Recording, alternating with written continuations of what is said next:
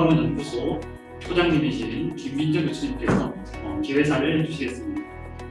오늘 소통과 공연 연구소 제3회 심포지엄의 주제는 과학기술의 자율적 책임입니다.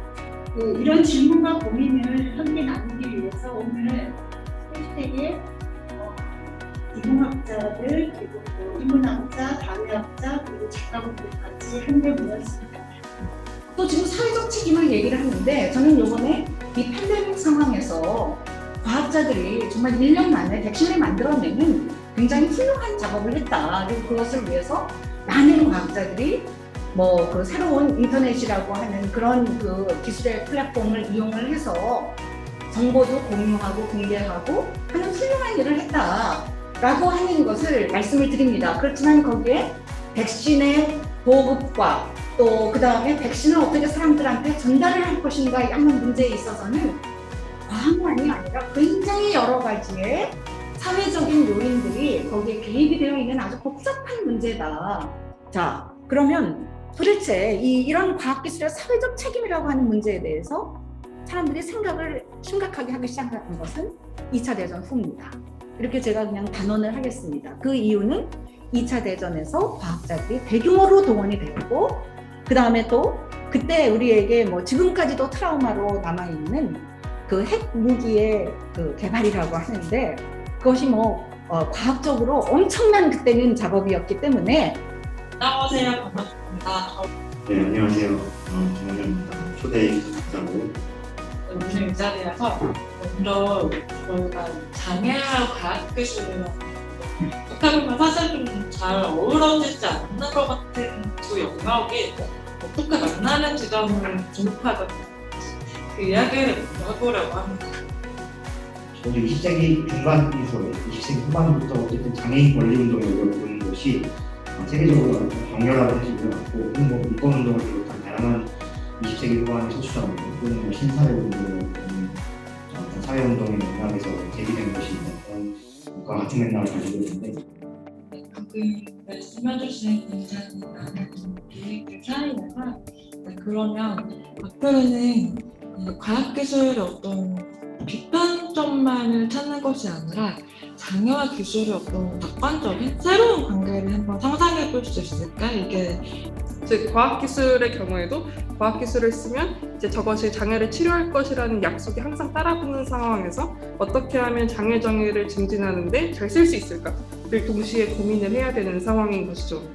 과학기술의 중심에 장애인을 두어야 한다는 말이 장애인에게 지식을 생산하고 기술을 디자인할 특권 혹은 인식론적 특권을 주어야 한다는 말인지 혹은 장애인이 동의하는 방식으로 개발을 해야 된다는 말인지 그것이 되게 모호하기 때문이죠.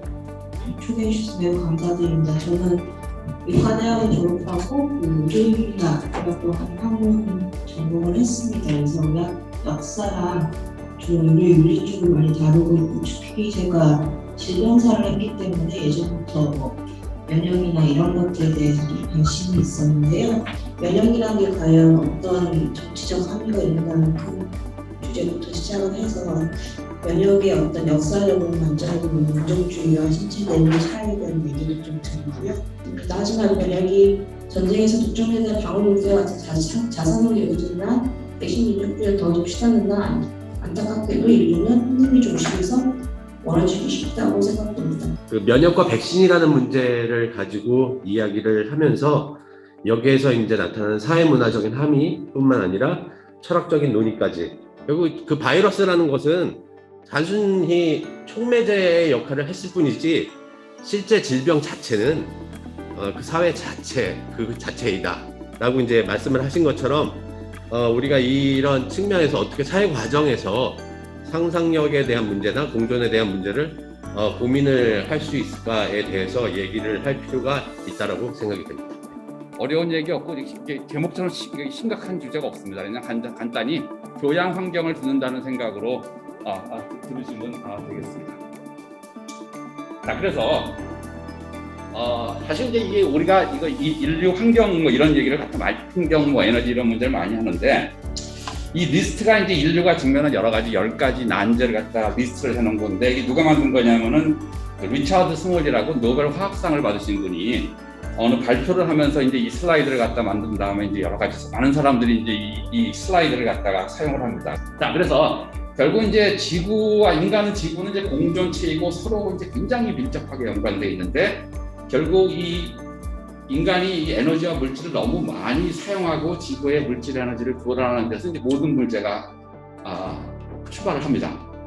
근데 이제 이런 것들 갖다 해결하기 위해서는 사실은 이제 과학기술의 발전만으로 해결될 수 있는 것은 아니고 사실은 모든 사람의 사고방식, 행동장식, 뭐 사회적 규범 뭐 이런 것들이 다 바뀌어야 되거든요. 뭐 말은 쉽지 엄청나게 어려운 얘기죠. 그동안 막연하게 생각해왔던 문제들을 좀 더 정확하고 구조적으로 이해하는 데 큰 도움이 되었습니다. 또 오늘 그 발표에서는 생략을 하셨지만 수소를 이용한 에너지 문제 해결 방안에 대해서도 구체적이고 친절한 설명을 들을 수 있었던 좋은 기회가 되었습니다. 개인적으로 지구온난화나 지속가능한 개발에 대한 발표를 많이 들었지만 이와 연결해서 교수님께서는 환경보호에서 지속가능한 발전으로의 관점 변화를 강조하셨는데 이는 우리 사회가 함께 고민해야 될 중요한 주제입니다. 이런 표현 역시 많은 사람들이 언급하지만 그 속내는 매우 분분합니다.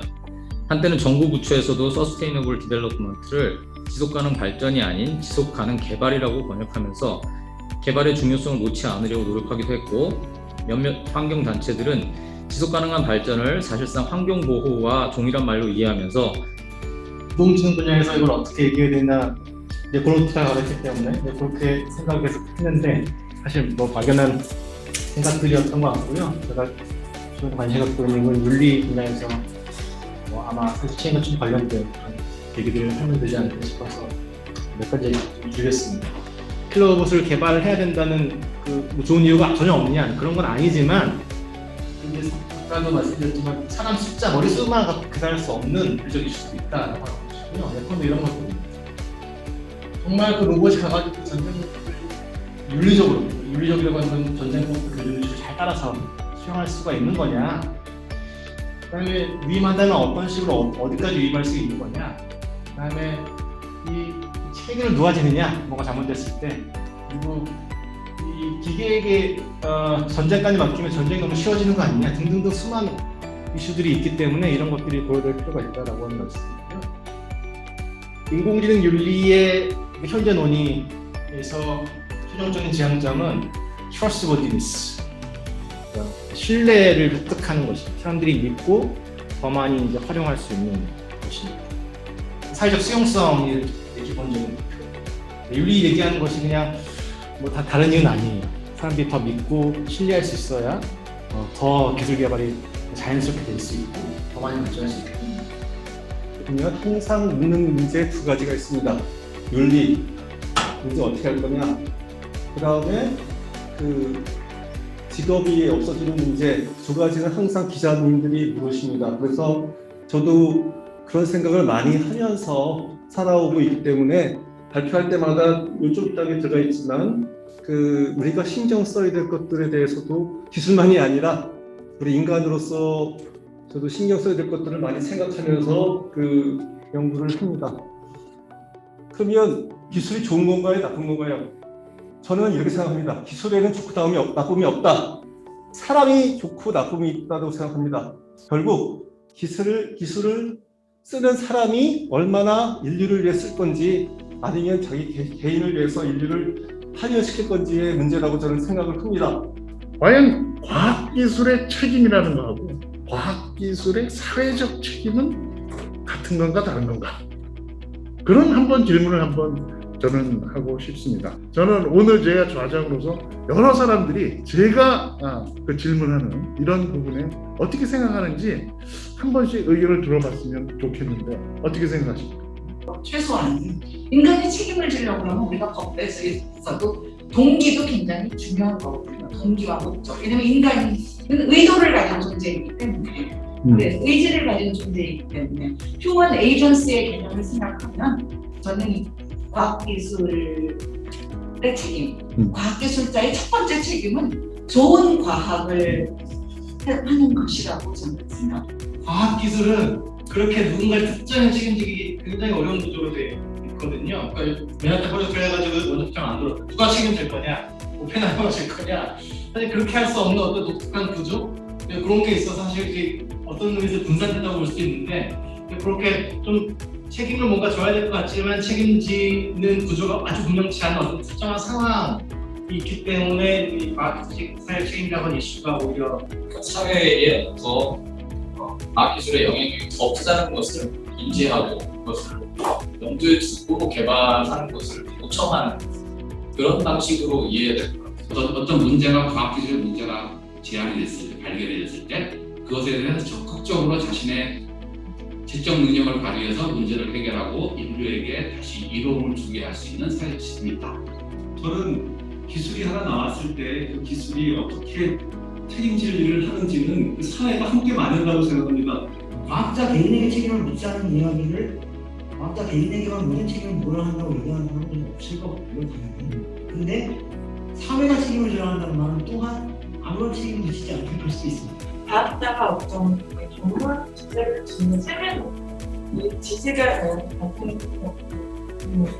사람이 고찰해야 되는 필요가 있고 그 내가 만드는 어떤 기술 지식이 장애 혹은 소수자 문제와 긴밀하게 결합되어 있고 또 내가 이 기술 지식을 얻기 위해서 자본을 얻기 위해서 소수자의 영향을 끌어온다고 할 때 특히 이것을 단순히 소비하거나 무모하지 않고 마이너리티에 대한 충분히 존중하며 접근하는 태도가 필요하다고 생각합니다. 사람을 살리는 선을 목표로만 생각을 하기는 좀 어려운 부분들이 있다라고 생각을 하고 그것이 현재 고학 기술의 발전 과정들도 많이 있을 건 알기 때문에 조금 나중에 더 길게 얘기 나누는 기회가 있으면 좋겠습니다. 참 오늘 긴 시간 동안 소공론 심포지움 과학기술의 사회적 책임에 끝까지 참여해 주셔서 대단히 감사합니다.